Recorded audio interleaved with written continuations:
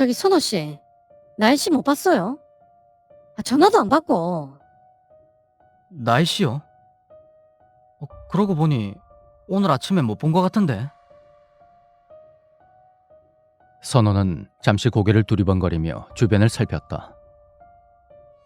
대부분의 직원들이 자리에 앉아 전산 프로그램을 켜고 상담을 준비하는 사이 유독 구석진 한 자리, 늘 나이가 앉아있던 자리가 비어 있었다. 팀장은 신경질적으로 머리를 긁으며 욕설을 씹어뱉고는 올 때처럼 빠른 걸음걸이로 멀어져 갔다. 흔한 풍경이다. 선호는 어리둥절한 표정을 금세 지워버리고는 안쓰러운 얼굴을 하고 나이의 자리를 훑었다. 다른 팀원들도 굳이 그에게 사정을 묻는 대신 힐끔 그녀의 자리를 쳐다보고는 자기 자리로 시선을 돌렸다. 아마도 그만두었을 것이다. 선호는 반쯤 확신하며 한숨을 내쉬었다. 이직률 120%. 10명이 들어오면 한 달을 못 가서 12명이 그만둔다는 바로 그곳. 그가 일하고 있는 콜센터는 그런 곳이었다. 반환부서라는 이름은 단지 허명에 불과하고 동료들끼리 자조적으로 부르는 이름은 공동묘지, 말하자면 상담원의 무덤이다.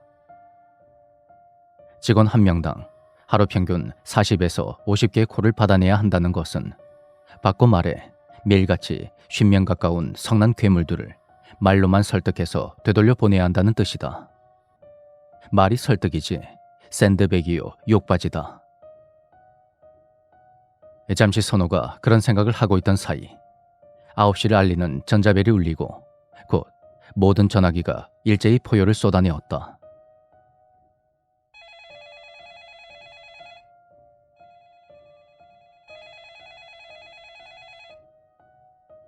전쟁의 신호탄이었다. 업무의 내용은 다음과 같다. 전화가 걸려온다. 대기 상태이던 직원이 콜을 받는다. 인터넷 혹은 통신계약을 해지하고 싶은 고객의 요구를 대단히 정중하고 완곡하게 거절한다. 통화를 종료하고 전산 처리를 마친다. 다시 프로그램을 대기 상태로 전환한다. 물론 이 요약에는 지나치게 여러 가지가 생략되어 있다. 예를 들면 네 어미를 포떠주겠다는 말을 하는 노인의 욕설과 신경을 줄칼로 갉아내듯 수십 분에 걸쳐 말을 비비꼬는 중년 여성의 비아냥 같은 것들이. 통화와 통화의 사이에는 팀장의 날선 목소리가 작두처럼 등을 저미는 것도 빠질 수 없는 과정이다. 이 모든 일이 평균 10분 사이에 한 번씩 벌어진다. 그리고 나희는 이 모든 일을 결코 견뎌낼 수 없는 종류의 그런 사람이었다. 그녀가 처음 부서의 문을 열고 찾아왔을 때 직원의 대다수가 그런 생각을 했다. 반환부서라는 특성상 남자 직원들로 꽉 채운 사무실에 처음으로 들어온 여자 직원이라는 점 때문만은 아니었다. 나이는 지나치게 긍정적인 사람이었다. 목소리는 크고 또랑또랑했고 눈은 맑았으며 입가에는 미소를 띠고 있었다. 다리 한쪽이 불편해 서서 하는 일을 못하고 천에 고아라 일자리를 알선해줄 친척 하나 없었으며 자기도 단칸방에서 라면으로 끼니를 때우는 주제에 강아지를 기르고 있는 점을 생각하면 그녀의 그런 밝은 모습은 이질적이기까지 했다. 하물며 이런 나락에 자진해서 들어온 이유가 그 강아지의 수술비를 마련하기 위해서라니.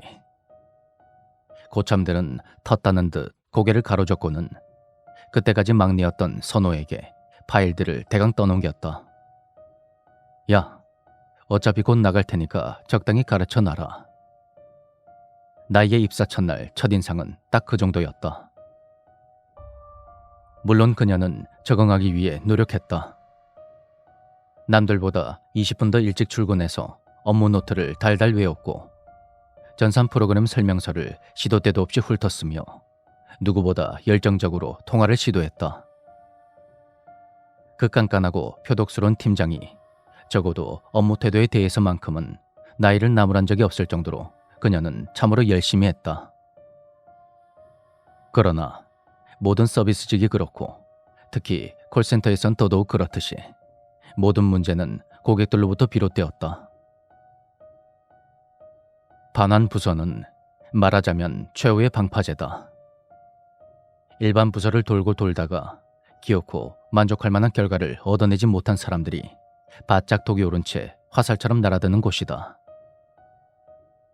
일반 상담팀이 상대하는 고객의 대부분이 정상인이라면 그곳을 거쳐서 반환 부서로 떨어지는 고객의 대부분은 진상이다. 나이의 긍정적이고 밝은 목소리가 사라지기까지는 채 사흘도 걸리지 않았다. 그녀는 언제나 사과 중이었고 만만하게 여겨졌으며 그 탓에 늘 실적이 추락 중이었다. 당연히 무수한 질책이 떨어졌다. 콜센터라는 업무의 특성상 한 사람의 부진을 남은 모두가 감당해야 하는 것이다. 무엇보다도 팀장이 그녀를 가만두지 않았다. 그러고도 월급 받을 생각이 들어? 참 염치도 없다. 오늘 날씨가 몇 콜 받았게? 하루치 다 합쳐서 20콜이야 20콜. 다른 팀원들은 50콜씩 하는 마당에 실적이라도 내면 몰라. 하루에 해지 2번은 깔고 들어가니까 나까지 죽겠어. 나 괴롭히려고 이러는 거 맞지? 만날 첫날 남직원들한테 꼬리치느라 바쁘신 건 알겠는데 그럴 시간에 일 좀 잘해보세요. 어? 아니면 여기 남자 고르러 왔어? 몇 년이나 이 지옥 같은 상담원일을 버텨낸 끝에 관리직까지 올라간 팀장의 히스테리는 격이 달랐다. 굳이 대답 못할 말만을 고르고 골라 그렇게 퍼붓고 나이의 대답을 종용했다. 물론 죄송하단 말이 듣고 싶어서가 아니라 그녀를 더 괴롭히기 위한 수단일 뿐이었지만 그렇게 한 달 반. 선우는 그만하면 충분히 잘 버텼다 싶었다. 그래서 그녀가 출근하지 않았을 때 진심으로 놀라지 않은 것이다. 다만 그조차도 팀장의 다음 말에는 당혹스러울 뿐이었다.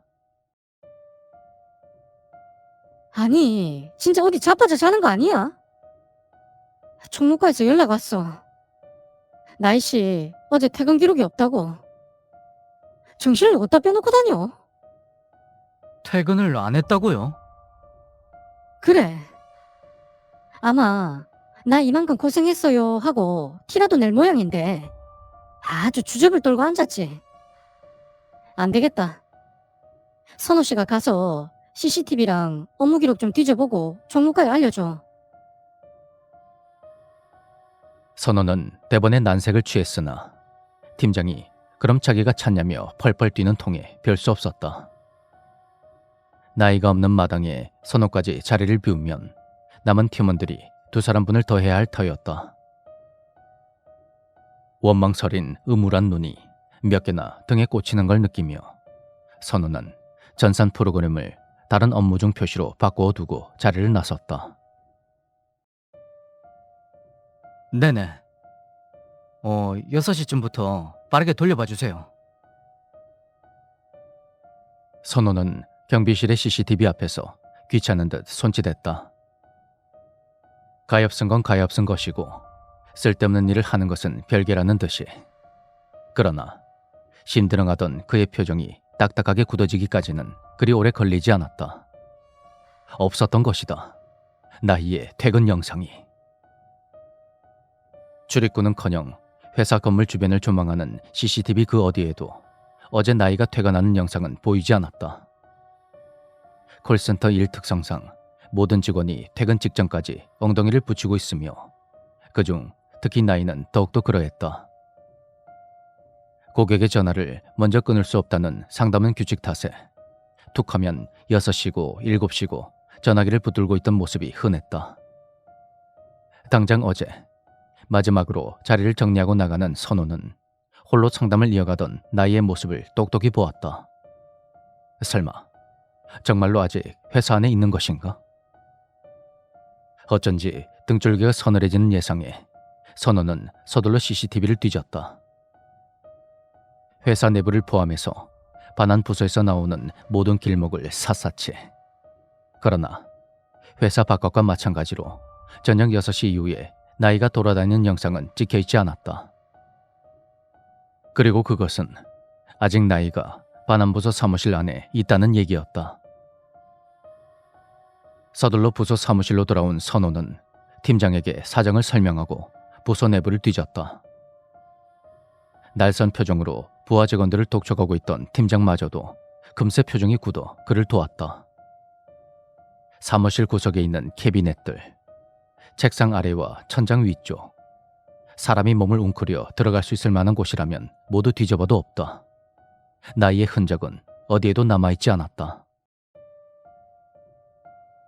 나머지는 내가 뒤져볼 테니까 선호 씨는 혹시 모르니까 컴퓨터 뒤져봐.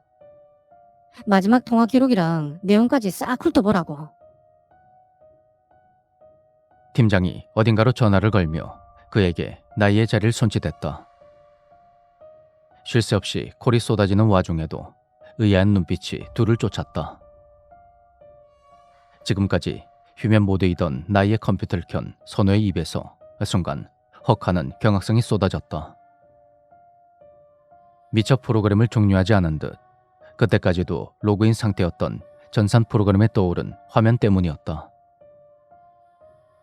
마지막에 연결되어 있던 연락처의 왼편.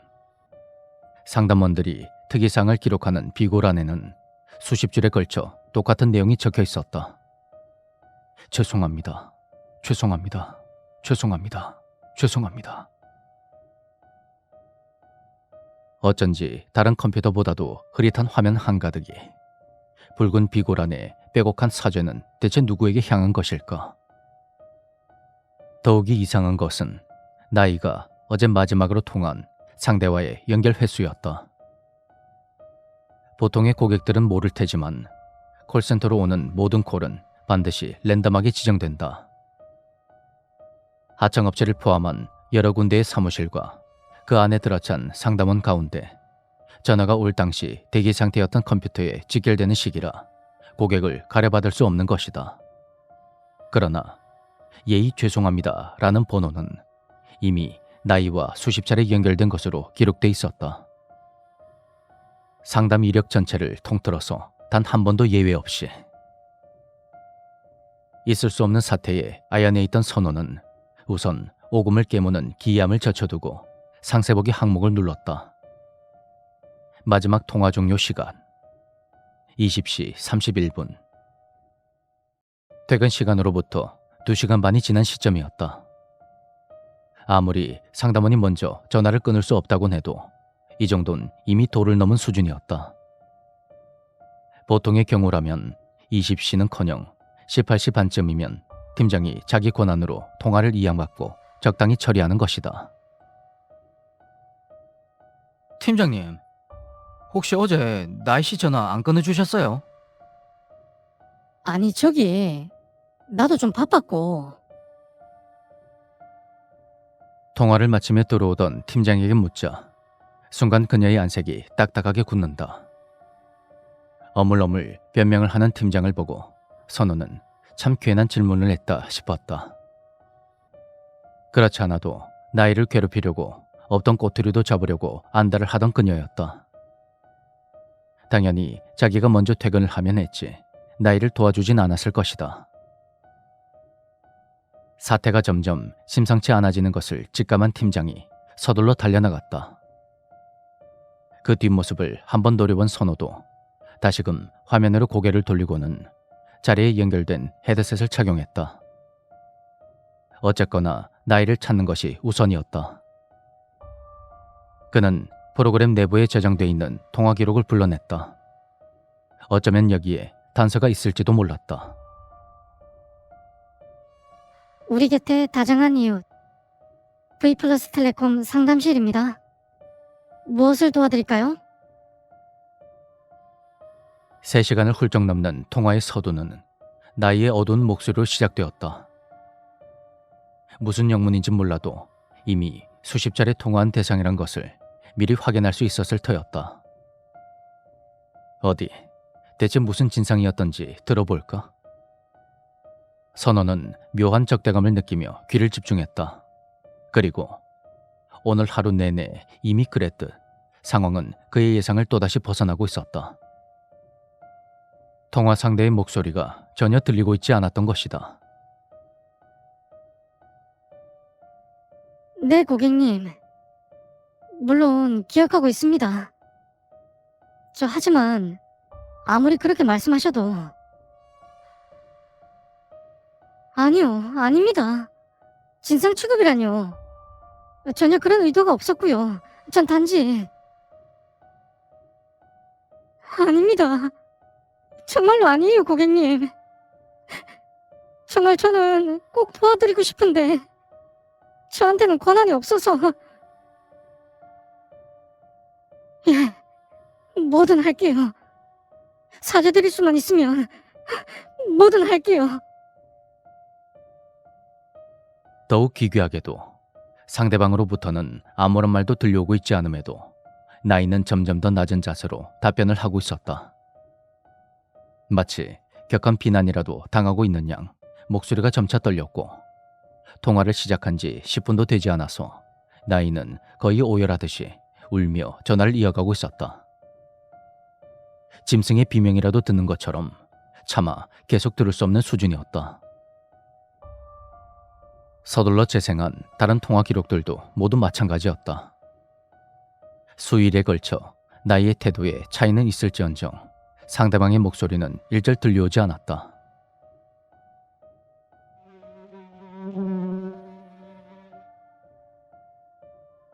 혼란에 빠진 선우를 조롱하듯이 어디선가 날아온 벌레가 귀를 간지럽혔다. 네? 그게 무슨 말이에요? 이제 조사 안 해도 된다니요. 아니, 어쨌거나 그 나이 씨는 그냥 출근 안 하는 것뿐이니까.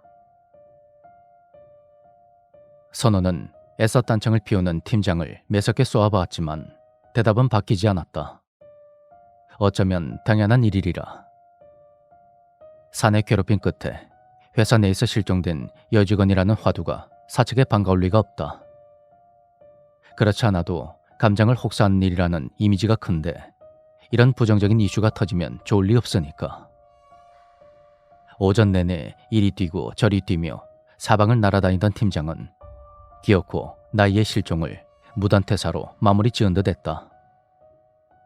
스스로도 찔리는 것이 많은 듯 우물쭈물하던 팀장이 곧 재성질에 못 이겨 언성을 높였다. 아니, 그럼 뭐 어떡하라고?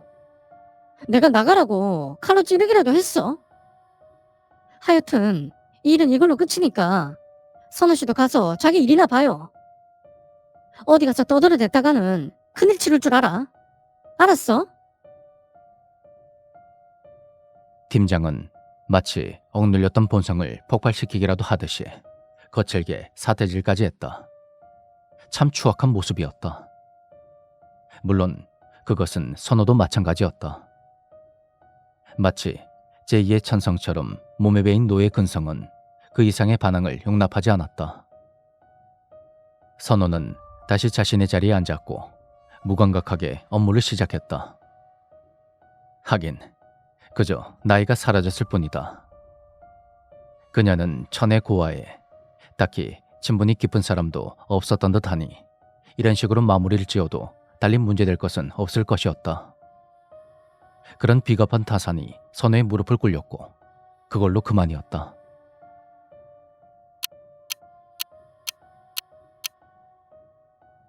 오후는 순식간에 지나갔다.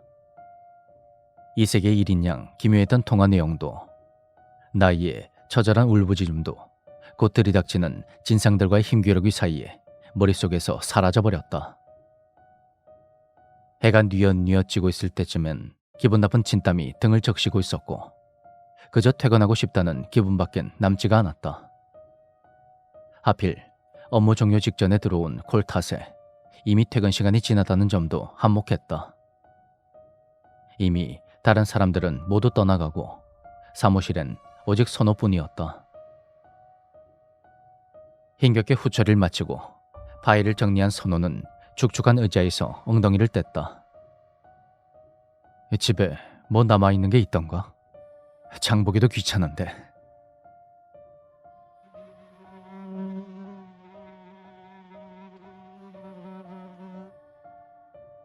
귓전에 귀찮은 벌레 소리가 울렸다.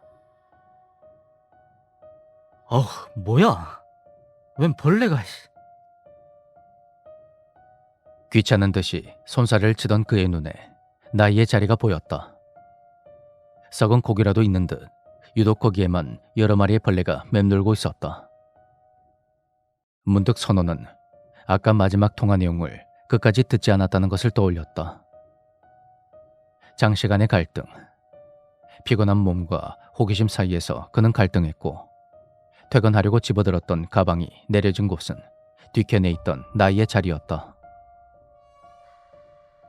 통화 내역 끝부분만 듣고 가자. 끝부분만. 책임감이라기보다 미지에 대한 호기심이 그를 부추기고 있었다. 마침 아무도 없는 사무실 안이다. 익숙한 비밀번호를 입력하자 곧 화면에 불이 들어왔다. 통화 녹음이 재생되기 시작하고 헤드셋을 머리에 착용했을 무렵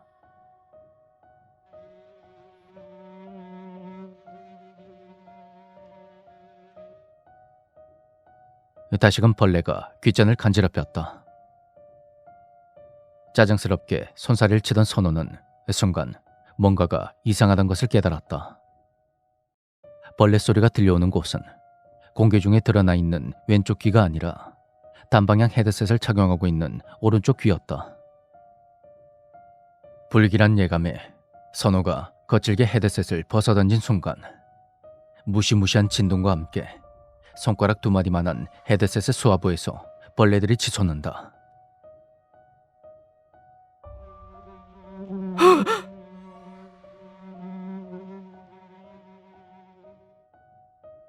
수백, 아니 수천 마리쯤 되리라. 한 마리 한 마리는 개미보다 작아서 형체도 분간하기 어려운 극소형의 날벌레가 마치 안개처럼 나이의 자리 위쪽으로 비산했다. 비명을 지르며 나동그러진 선호의 귀로 작고 미세한 날개짓 소리가 미친 듯이 날아들었다. 그 혐오감이 피곤한 위장을 자극해서 절로 욕지기가 목구멍을 넘으려고 했다. 간신히 토악질을 삼킨 선호는 서둘러서 네 발로 기어 그 자리를 벗어났다.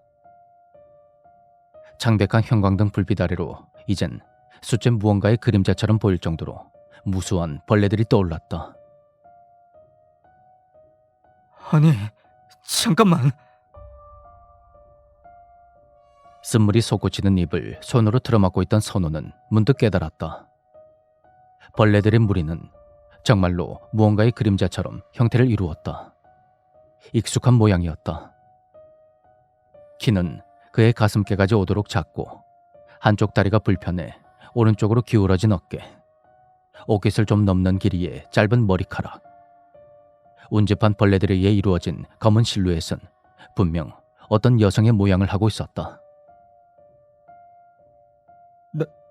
나이씨?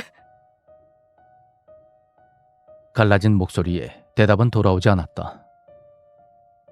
잠시 주저앉은 선호를 내려다보듯 고개를 기울이고 있던 실루엣은 순식간에 무너져 다시 벌레 무리로 돌아가 일제히 한 방향을 향해 날아갔다.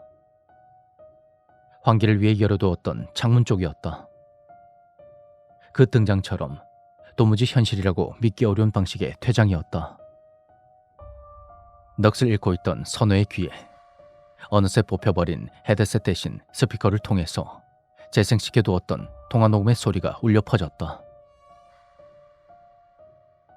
정말로 내게 사과하고 싶어? 네, 진심으로요. 제가 사죄할게요. 뭐든 할게요. 그러니까 제발 이제 그만해주세요. 뭐든지 할 거야? 네, 그럴게요. 뭐든 할게요. 그럼 이리로 와, 이리로. 내가 있는 곳으로. 네? 마치 구판처럼 꽹과리와 북소리가 은은하게 들려오는 가운데 통화 상대의 목소리가 점점 더 크게 울려 퍼졌다. 어리 빠져 대답한 나이에게 상대는 더욱더 유혹하듯 그렇게 속삭였다. 자, 너는 무엇이든 한댔지. 어서 이리로 오렴. 이리 오렴. 아가야, 이리 온. 아가야, 이리 온. 네, 갈게요. 그리로 갈게요. 넋이 나간 듯이 한숨처럼 나이가 대답했다. 점점 더 크게 울려 퍼지는 악기 소리들 사이로 사악한 목소리가 크게 웃음을 터뜨렸다. 곧 통화 녹음이 끊어지고 사무실에 정막이 돌아왔다. 선호는 멀찍이 나이가 사라진 창가를 바라보며 이렇게 생각했다. 무리를 따라가지 못하고 장대에 떨어진 벌레가 배를 까고 죽어가는 모습에서 영문 모를 기시감을 느끼며 어쩌면 저것이 나이의 최후와도 그리 다르지 않으리라고.